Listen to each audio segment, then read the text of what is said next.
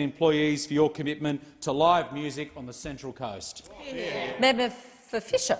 Thank you, Madam Deputy Speaker. Since 2016, I've called on state and federal governments of all colours to get on board with Sunshine Coast Rail. This is a traditional passenger rail beginning in Biwa at the south of my electorate, travelling through Caloundra, Kawana and up to Maroochydore. It will create nearly 10,000 jobs, bus congestion and connect the hinterland to the coast and the region to the city. 26 weeks ago, that is to say exactly half a year ago, the member for Fairfax and I secured $1.6 billion, billion with a B, from the previous coalition government to make the Sunshine Coast Rail project a reality. It was the biggest single investment by the federal government into any project on the Sunshine Coast.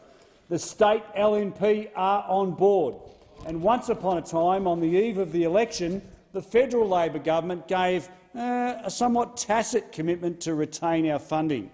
For over 2 decades, all parties have supported this project. In fact, the current Queensland Labor Premier, Anastasia Palaszczuk, listed it as one of her priority projects in her 2010 rail revolution.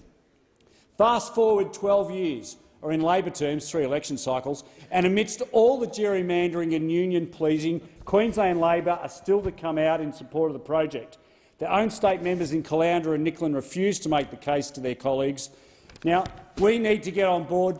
The current federal treasurer needs to get on board and keep the 1.6.